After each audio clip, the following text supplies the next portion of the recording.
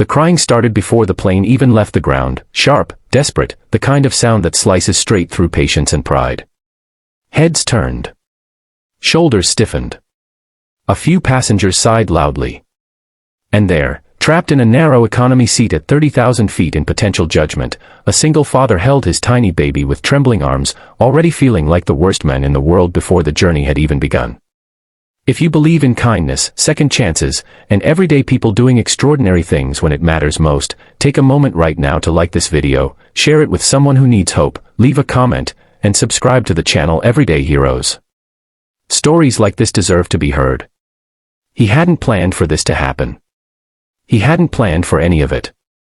6 months earlier, his life had collapsed quietly, without drama but with devastating finality. His wife had passed away after a sudden illness, leaving him alone with a newborn he barely knew how to hold. Nights blurred into mornings. Bottles, diapers, unpaid bills, and unanswered messages stacked up like silent accusations. Sleep became a distant memory, and confidence something he once had in another life. This flight was supposed to be a reset, a visit to his parents, a chance to breathe, to let someone else hold the baby for a few hours. But now, as the cabin filled and the crying grew louder, all he could feel was failure. The baby cried with the raw intensity only infants possess, not just discomfort, but confusion, fear, and exhaustion poured into one relentless sound. The father rocked gently, whispering apologies to no one in particular, his eyes darting around, bracing himself for irritation or anger. He could already sense it. The stiff man across the aisle adjusting his tie.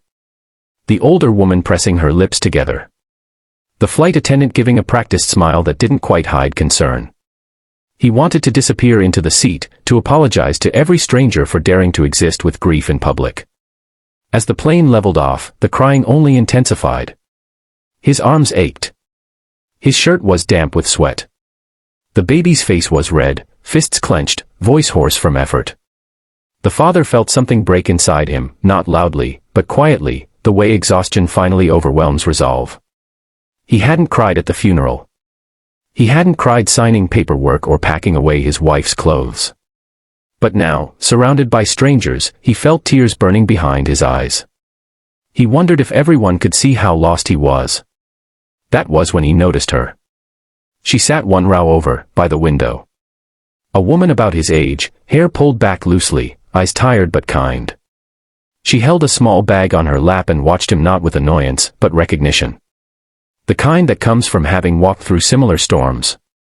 He quickly looked away, embarrassed, assuming she was just another passenger waiting for the noise to stop. Minutes passed. The baby didn't come. The father tried everything he knew, rocking, shushing, feeding, pacing as much as the aisle allowed. Nothing worked. The pressure in the cabin felt heavier with every cry. Then, unexpectedly, a gentle presence stood beside him. Without asking for attention, without sighs or judgment, the woman leaned in slightly. Her voice was soft, careful, as if she already knew how fragile he was. She didn't criticize. She didn't offer advice.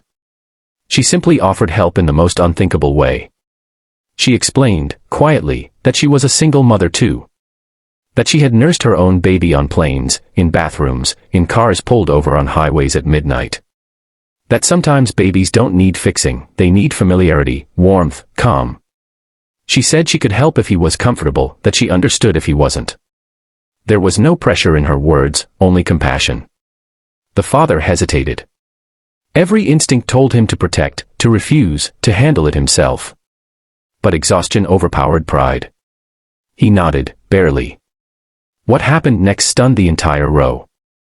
The woman took the baby gently, positioned him close, and offered comfort in the most natural, selfless way imaginable, the kind that requires vulnerability, trust, and a heart bigger than fear. Within moments, the crying softened. The baby's fists relaxed. His breath slowed. And then, for the first time since boarding, silence. The cabin changed. People who had been tense relaxed into their seats. The men with the tie looked away, ashamed. The older woman's expression softened. A flight attendant paused, eyes wide, witnessing something rare, humanity breaking through inconvenience. The father sat frozen, watching his child finally rest, his chest rising and falling peacefully against a stranger who didn't feel like a stranger at all. Tears came then. Silent ones. Relief mixed with gratitude so intense it hurt. He felt seen for the first time since his wife's death. Not as a problem. Not as a burden. But as a father doing his best with shattered tools. The woman didn't make a show of it. She didn't seek praise or attention. She simply held the baby until he slept, then gently returned him, reminding the father to breathe, to be kind to himself, to remember that asking for help isn't weakness. She returned to her seat like nothing extraordinary had happened, even though it had. The rest of the flight passed quietly. The baby slept. The father stared out the window, holding his child close, replaying the moment again and again. He thought about how close he had been to breaking, and how one act of courage and compassion had held him together. He realized that grief doesn't vanish, but it can be carried, shared, lightened. As the plane landed, the woman stood to leave. Before she disappeared into the crowd, she turned back and smiled, not a big smile, but one filled with understanding. No names were exchanged. No promises made. But something lasting had been given.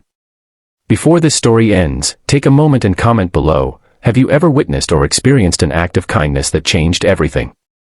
Your story might inspire someone else who's struggling right now. Years later, the father would tell this story not as a tale of embarrassment, but as one of survival. He would remember it on hard nights, when parenting felt impossible. He would remember that strangers can become lifelines, and that kindness doesn't always look loud or heroic, sometimes it looks like quiet courage in a cramped airplane seat. If this story touched your heart, if it reminded you that goodness still exists in unexpected places, please like this video, share it with someone who needs hope, and subscribe to Everyday Heroes. Your engagement helps these stories reach the people who need them most. Because sometimes, all it takes to change a life is one moment, one choice, and one person willing to do the unthinkable, simply out of love.